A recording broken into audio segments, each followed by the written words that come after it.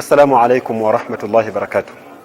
الحمد لله رب العالمين، وأصلي وأسلم على خاتم النبيين وإمام المتقين، شرح الله صدره فبلغ الرسالة وأدى الأمانة ونصح الأمة وجاهد في الله حق جهاده حتى أتاه اليقين.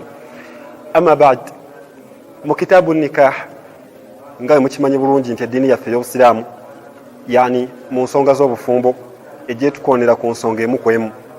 Mu kitaabu nikah, mu kitabo ky'ebyokuwasa, mulimu kye bayita alqasmu wannushuz. Alqasmu kwe kutemeratemera abakyala ennaku zaabwe ku muntu alina abakyala abasukka mu omu. Wannushuz ate kye bayita nushuz kwe kubanga omufunye omukyala atandise okubanga yeewaggula, atandise okuva ku mbeera emanyikiddwa, omukyala gy'alina okweyisaamu eri bbaawe.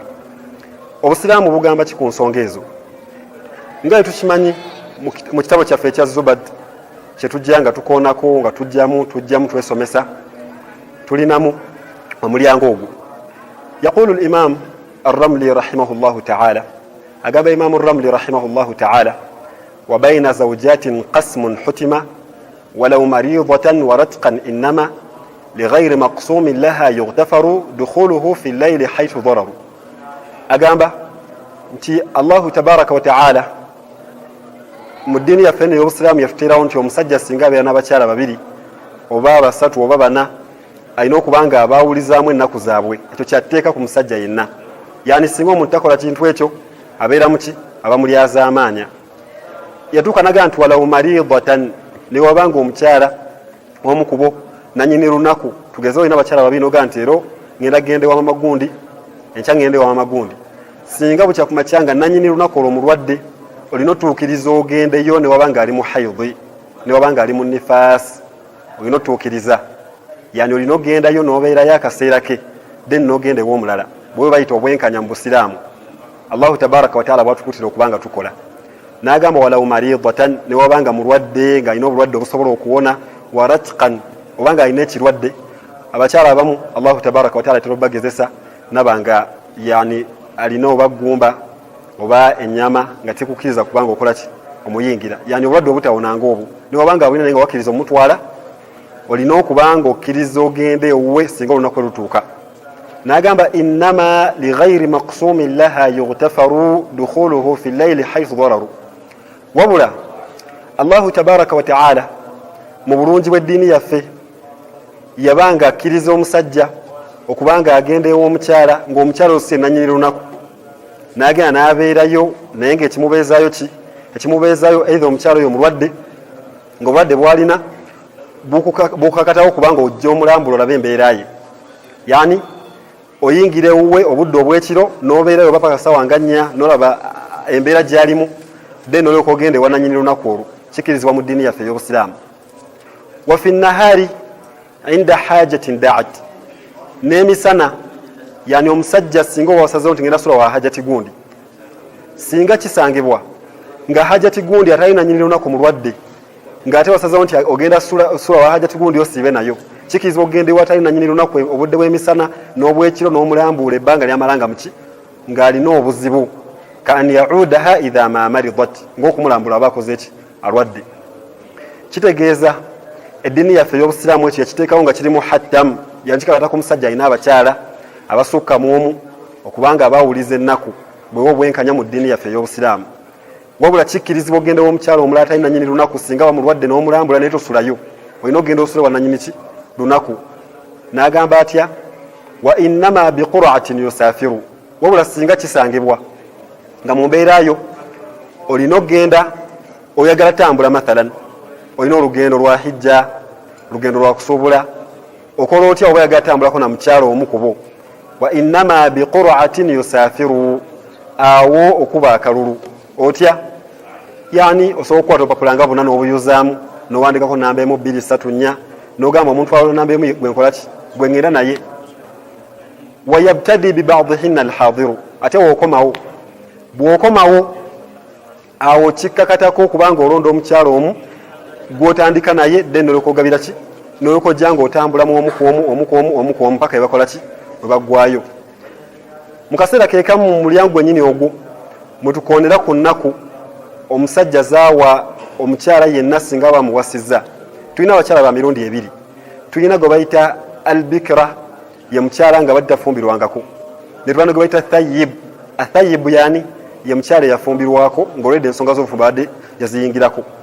Agamba Imaamu nti walbikru takhtassu bi sab'in awwala wa thayyibun thalathatun ala alwila. Agamba nti omukyala singa aba yafumbirwako atafumbirwangako omuwe ennaku 7 nga towumuddeemu, yani singa omaze omuwasa obeera mu maka ge ennaku 7 nga towumuddeemu. Wa thayyibun, wabula singa omukyala yafumbirwako oyo eddiini yaffe ey'obusiraamu yamuwa ennaku 3 ala alwila. Ennaku ezo zonna kwoli ow'omusanvu n'ow'essatu zirina okuba nga zikola ki? Nga zeddiŋŋana. Yani omuwe ennaku 7 nga zeddiŋŋana nga tova waka. Ate oli omulala singa aba yafumbirwako ennaku 3 nga zamuddiriŋŋanwa nga tokola ki? Toyosaamu. Then ekyo bayita babul qasmi, gwe mulyango gw'okwawulayawula mu nnaku singa oba olina abakyala bangi. Amma nushuz, wabula tugenda ku mulyango gw'omukyala okubanga yeewaggula omusajja amaze omuwasa abadde alina empisa nnungi naye yeekyusa natandika okuba n'empisa embi. Tandisa okukola ebintu omusajja amugamba emmere, amugamba genda ogyefumbire, amugamba kola bwoti, agamba nze nvaako tontawaanya. Yani atandisa okulaga obuyisa obubi. Agamba nti wa min amarati nushuzi lahadha min zawjatin qawlan wa fi'lan wa'adha waliyahjuran haythu nushuza haqqaqa wa yasqutu alqasmu laha wan nafaqa. Agamba singa omukyala atandika okulaga obuyisa obubi, obusiraamu bwakuwa procedures zoyitamu okolagana naye. Procedures ki? Singa oba omulabyemu obuyisa obwo ng'olaba teyajja nabwo atandisa okulaga empisa embi, omugamba tofuluma mu nju yange afuluma n'agenda, omugamba tokyaza muntu mu maka gange gundi amukyaza bukyaza tafaayo. Awo ekisookera ddala kyeki? Qawlan wa fi'lan wa'adha, omubuulirira n'omulaga n'ebikolwa n'ebigambo, n'omugamba munaaye n'osigala ng'omubuulirira. Singa agaana okubuulirirwa naba nga tawulidde kubuulirirwa, awo waliyahjuran haythu nushuza haqqaqa, awo musenguke, yani omusenguka eitha nodda mu ddiro n'omuleka mu kisenge n'abeera eyo okutuusa bwalongoosa empisa ze, oba n'okwata ennaku ze n'ozigabira abakyala abalala okutuusa bwe yeetereza n'olyoka okola ki? N'olyoka odda ewuwe. Agamba atya? Haythu nushuza haqqaqa, ekyo omala kakasa nti akoze eki? Yeefudde ekizibu, tawulira, yani yeefula ntawulira. Singa balemeddeko nga tawuliriza, awo okola bwotyo. Agamba fa in asarrat, wabula singa omukyala agaana, omusenguse owadde abakyala balina ennaku ze, olekedde ebyetaago byo obikendeezezzaako, ebyetaago byobadde omuwa obikendeezezzaako, aganye okuwuliriza, awo agamba nti jaaza darbun in naja.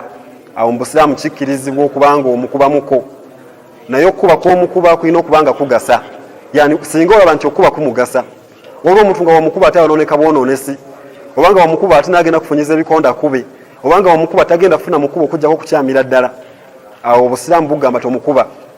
Wabula singa olaba nga omukuba kyekigasa, olina omukuba. Naye omukuba otya? Nabbi waffe sallallahu alaihi wasallam yatugamba kubisa lugoye, yani kangamu, almuhimu kangamu, si mukuba ng'olinga akuba n'okwata ebikonde n'ozinga n'okuba ng'olinga akuba ekiki, ng'olinga akuba ekitali muntu, olinga akuba ente. Naye okubawa min ghairi wajhin, olina okukuba nga tokuba mu kyenyi kye. Singa okuba ekyenyi kye n'okikosa, agamba nti ma'adhamani ma waqa, awo obusiraamu bukusaako omusolo. Musolo ki?